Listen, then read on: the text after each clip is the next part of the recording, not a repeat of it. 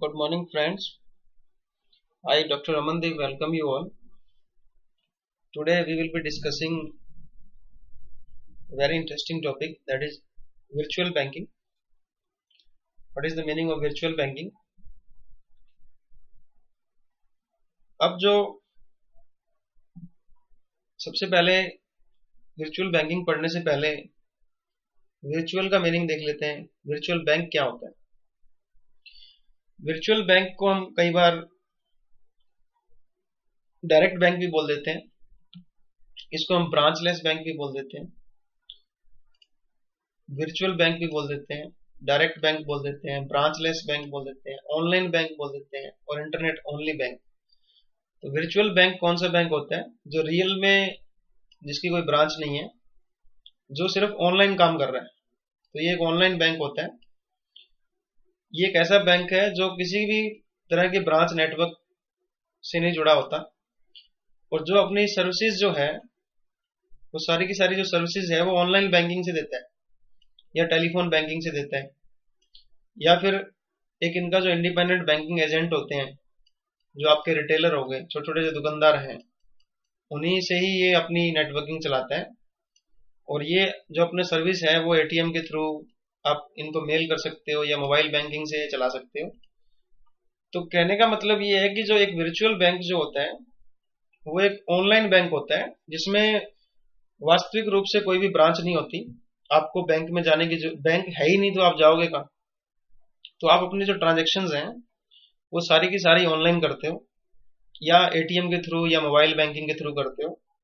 और अगर आपको कोई पैसा जमा करवाना है तो आप जो इनके रिटेलर हैं या इनके जो बैंकिंग कॉरेस्पॉन्डेंट छोटे छोटे दुकानदार हैं, इनको जाकर के अपना पैसा जमा करवा सकते हो। तो that is the meaning of direct bank या virtual bank. So this kind of bank is a bank without any branch and they are providing their service through online banking, telephone banking और through banking agents। तो इस तरह की bank की कोई branch नहीं होती है, ये सब कुछ ऑनलाइन ही करते हैं। इसके एग्जांपल हम आगे देखेंगे। अब देखो, जब ब्रांच ही नहीं है तो इससे जो कॉस्ट है वो बहुत कम हो जाती है कॉस्ट, क्योंकि मेन जो कॉस्ट आती है बैंक को वो तो बैंक को चलाने की कॉस्ट है, एम्प्लॉयज को सैलरी देने की, जो इंफ्रास्ट्रक्चर फैसिलिटी है उस पर कॉस्ट मिलती है, किराया देने की, वो जो आपको पंखे चल रहे हैं, एसी चल रहा है, कंप्यूटर चल रहे हैं, उन सब के चार्जेस बहुत कम हो जाते हैं क्योंकि आप तो सिर्फ ऑनलाइन बैंकिंग दे रहे हो। तो मकसद क्या है? मकसद ये है कि आप घर बैठे ऑनलाइन बैंकिंग कीजिए, मोबाइल बैंकिंग यूज कीजिए, उससे आपको सारी की सारी ट्रांजेक्शन्स में जो भी आपको फंड ट्रांसफर करने हैं, कोई मोबाइल का बिल भरना है, कोई आपको डीटीएच का बिल भरना है, फंड ट्रांसफर करने हैं, तो जितने भी आपको काम है लगभग सारे के सारे काम ये बैंक आपको करके दे देते हैं। तो इससे क्या है कि जो ब्रांचेस खोलने का खर्चा है बैंक का वो बच जाता है खर्चा। तो इस टेक्नोलॉजी के इस युग में वर्चुअल बैंक जो है वो काफी पॉपुलर हो रहे हैं। तो वर्चुअल बैंक जो है, बहुत सारे ऐसे बैंक हैं जो सिर्फ ऑनलाइन सेविंग अकाउंट खोलते हैं और ये हायर इंटरेस्ट रेट देते हैं। ये इंटरेस्ट रेट इनकी क्यों हाई होती है?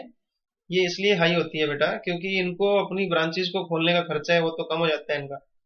तो वो जो इंफ्रास्ट्रक्चर खर्चा है, वो जो सैलरी देने का खर्चा है, इतने इतने लोगों को किराया देना, बिल्डिंग का एसी चलाने का खर्चा, वो जो चेयर लानी पड़ेंगी, कंप्यूटर लाने पड़ेंगे, इतने एम्प्लॉइज काम कर रहे हैं, तो उसकी वजह से वो सारा खर्चा तो इनका कम हो जाता है।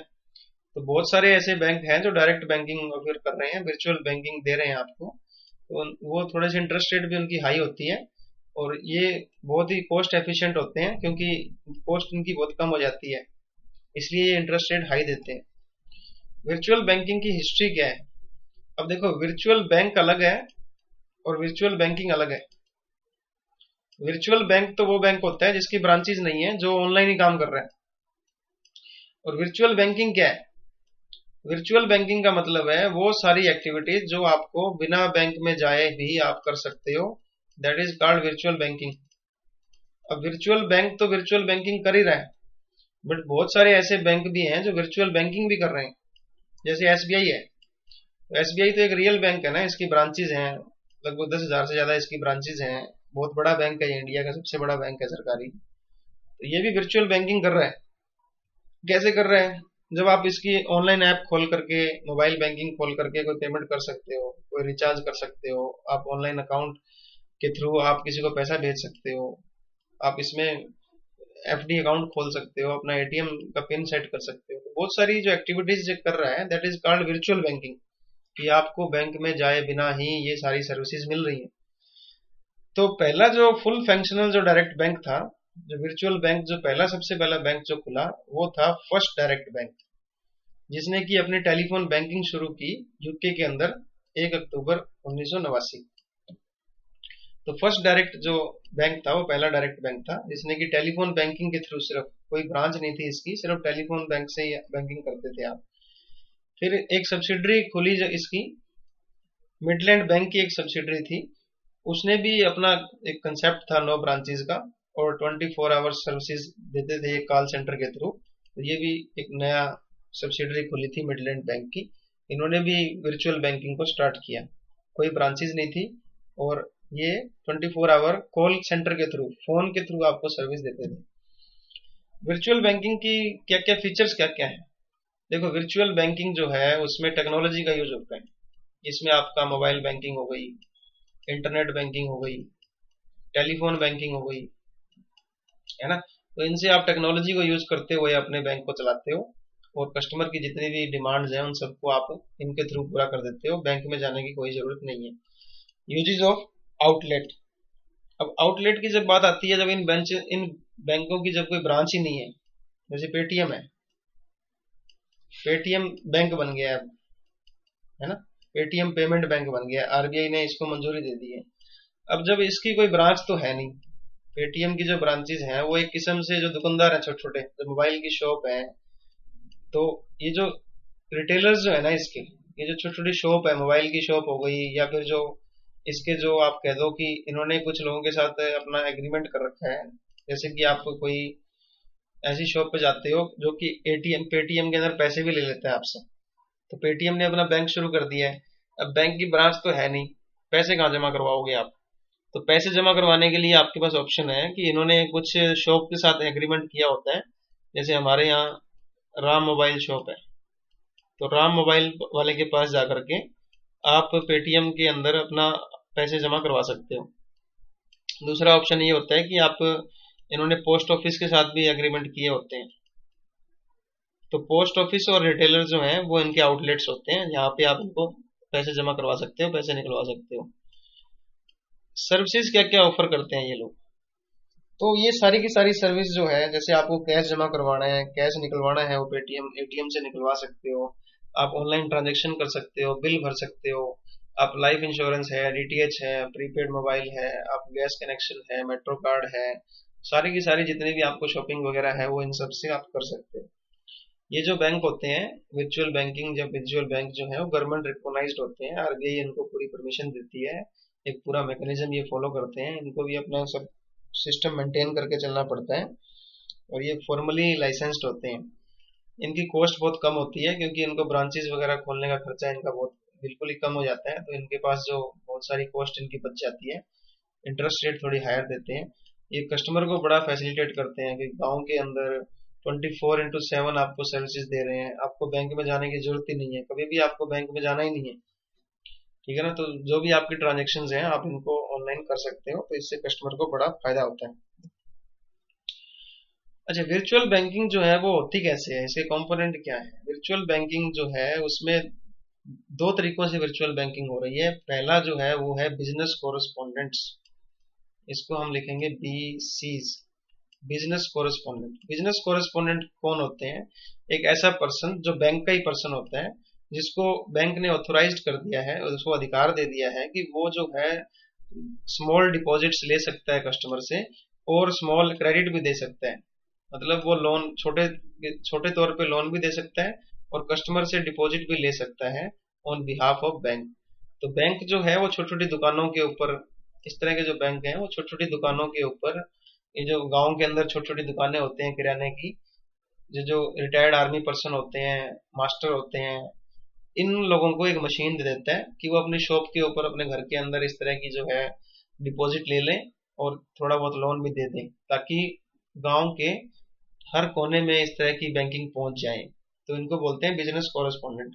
तो बिजनेस कोरेस्पोंडेंट जो है वो रिटेल एजेंट होते हैं, एक किस्म से बैंक के एजेंट हैं, जो कि बैंक ने ही इंगेज किए होते हैं, ताकि बैंकिंग सर्विसेज जो है वो हर जगह, हर लोकेशन के ऊपर जहाँ पे एटीएम या ब्रांच नहीं पहुंच सकता वहां पे भी पहुंच जाए। तो अगर आप अपने अपने, अपने गांव के अंदर या अपने शहर के अंदर आपने कोई ऐसी शॉप देखी हो जो कि पैसे एक्सेप्ट करती है, लिखा होता है कि यहाँ पे हर हर तरह के बैंक से पैसे निकाले जाते हैं, पैसे जमा करवाए जाते हैं, तो वो जो है वो बैंक बिजनेस कोरेस्पोंडेंट है, वो एजेंट है बैंक्स के। और उनका काम है कि आपसे पैसे लेना, जमा कर लेना, और आपको अगर पैसे चाहिए तो आपको पैसे वो दे देगा। तो बिजनेस कोरेस्पोंडेंट कौन बन सकता है, कौन एजेंट बन सकता है बैंक का, कि वो छोटे गांव के अंदर, ऐसी लोकेशन के अंदर जहाँ पे भी नहीं पहुंच सकता बैंक, तो जो बिजनेस कोरेस्पोंडेंट है उसमें एनजीओ हो सकती हैं, mutual fund institution, micro finance institution हो सकते हैं, कॉर्पोरेटिव सोसाइटी होती है, पोस्ट ऑफिस होते हैं, ये जो है ये बिजनेस कोरेस्पोंडेंट बन सकते हैं।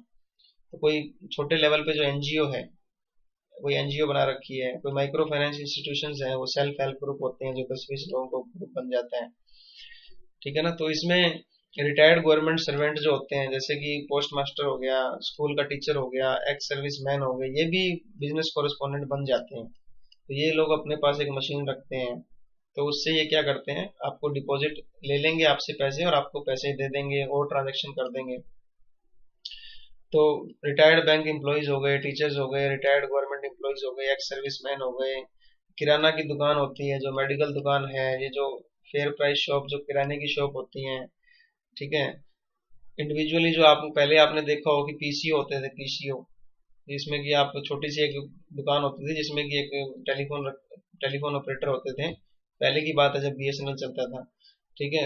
और स्मॉल सेविंग स्कीम जो होती है उसके जो एजेंट होते हैं, इंश्योरेंस कंपनी के जो एजेंट होते हैं, वो भी जो अपना पेट्रोल पंप चलाते हैं उसके ऊपर जो इंडिविजुअल होते हैं वो भी बिजनेस कॉरेस्पोंडेंट बन सकते हैं, तो वो भी पैसे ले लेते हैं और पैसे दे देते हैं। तो बैंकों का क्या एक्सपीरियंस रहा बिजनेस कॉरेस्पोंडेंट के साथ? बैंकों का एक्सपीरियंस अच्छा रहा। फिनो जो है, फिनो फिनो एक टेक्नोलॉजिकल फर्म है, टेक्नोलॉजी फर्म है, जो कि अपना एक काम कर रही है। इनका एक नॉन प्रॉफिट पार्टनर है फिनटेक फाउंडेशन।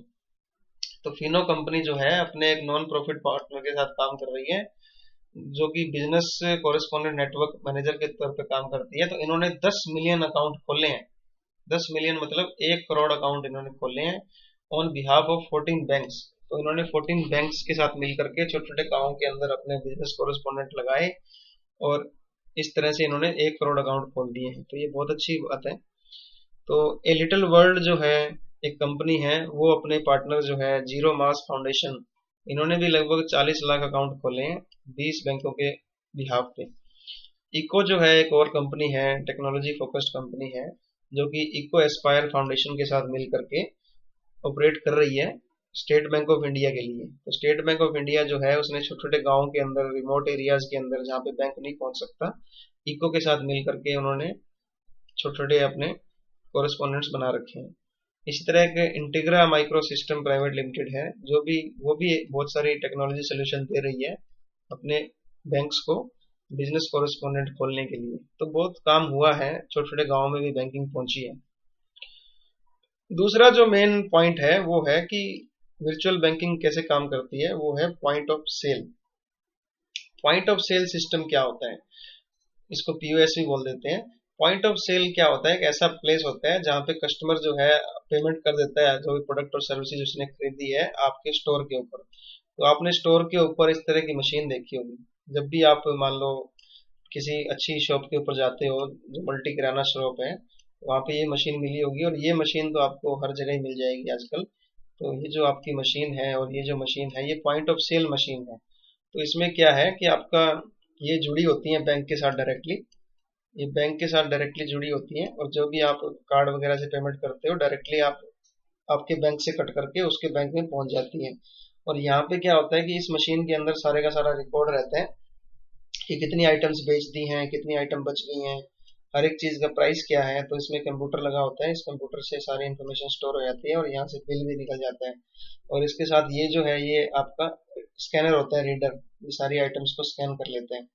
तो जब भी आप कोई भी कस्टमर एक परचेज करता है आपके स्टोर के ऊपर, तो वो क्या कर रहे हैं, पॉइंट ऑफ सेल ट्रांजेक्शन कर रहे हैं। तो जहाँ पे सेल हो रही है उसी पॉइंट पे ही सारी रिकॉर्डिंग भी चल रही है, बैंक के साथ डायरेक्टली इसका कनेक्शन होता है। तो कौन कौन से बैंक्स हैं जो वर्चुअल बैंकिंग फैसिलिटी आपको दे रहे हैं कि आपको ऑनलाइन अकाउंट खोल के दे देंगे? तो वैसे तो देखो, वर्चुअल बैंकिंग के अंदर वो सारी की सारी ट्रांजैक्शन आ जाती हैं जो आप मोबाइल बैंक से या इंटरनेट बैंकिंग से करते हो। बट फिर भी अगर आपको बैंक में जाना ही ना हो और आपको ऑनलाइन अगर अपना अकाउंट खोलना हो बिना बैंक में जाए, तो वो ये कुछ मेन बैंक हैं। जैसे कोटक बैंक है 811, कोटक बैंक की एक नई स्कीम है 811 अकाउंट आप खोल सकते हो बिना बैंक के अंदर जाए हुए। तो आप सिर्फ, आपको ऑनलाइन आपको सिर्फ उसकी वेबसाइट पर जाना है और आप इसको खोल के देख सकते हो। जैसे मैं आपको दिखाता हूँ कि कोटक बैंक के अंदर आप कैसे अकाउंट खोल सकते हो अपना। तो ये ब्रांचलेस बैंक हो गया ना, हालांकि ब्रांचेस इनकी है, बट आप इसको आप ऑनलाइन भी अपना अकाउंट खोल सकते हो और जो भी आपको एटीएम मिल जाएगा इनका, तो आप सारी की सारी ट्रांजैक्शन कर सकते हो। ये जो आपका रणवीर सिंह जो है इसका ब्रांड एम्बेसडर है। तो ये देखिए, रियलाइज योर ड्रीम्स विद 811, ख्वाबों का खाता। तो आप ऑनलाइन अपना अकाउंट खोल सकते हो। क्या क्या आपको चाहिए? सिर्फ एक अकाउंट, सिस्टम ये मांग रहे हैं पैन कार्ड, सिर्फ आपका पैन कार्ड मांगेंगे और आपसे कुछ इन्फॉर्मेशन मांगेंगे, तो आप जो है अपना अकाउंट खोल सकते हो। तो आप जब इस पे अप्लाई नाउ पे करेंगे तो ये आपसे कुछ इन्फॉर्मेशन मांगेगा और आपका अकाउंट खुल जाएगा। तो यहाँ पे आपको अपना नेम फिल करना है और यहाँ पे आपको अपना मोबाइल नंबर देना है।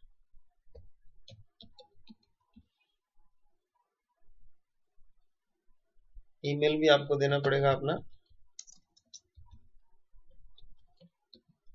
तो इस तरह से आप घर बैठे अपना अकाउंट खोल सकते हो और घर बैठे ही आप अपनी सारी की सारी एक्टिविटीज घर से कर सकते हो। ओटीपी आ गया है, देखते हैं कि अकाउंट के लिए क्या करना पड़ेगा। 629340 629340।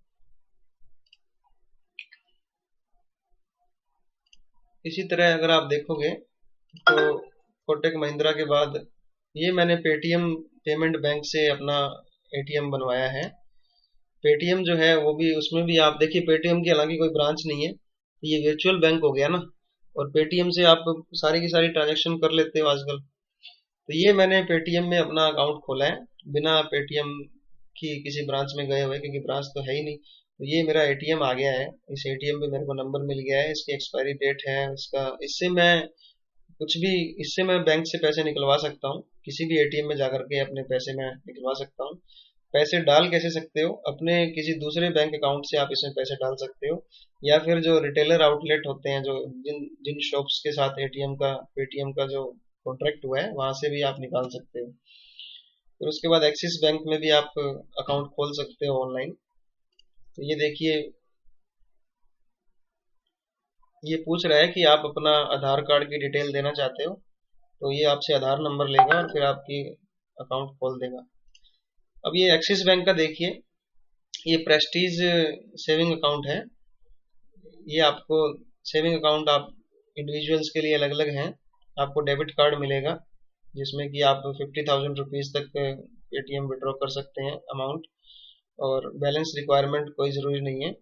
और अगर आप 20,000 से ऊपर बैलेंस रखते हो तो आपको इंटरेस्ट रेट मिलेगा और बहुत सारी फैसिलिटीज़ भी आपको मिलती हैं। तो इस तरह आप अकाउंट खोल सकते हैं इसके अंदर जा करके। तो this was the meaning of virtual banking and virtual banks. तो thank you so much for listening. तो virtual banking बहुत पॉपुलर हो रही है। If you have any query please contact me.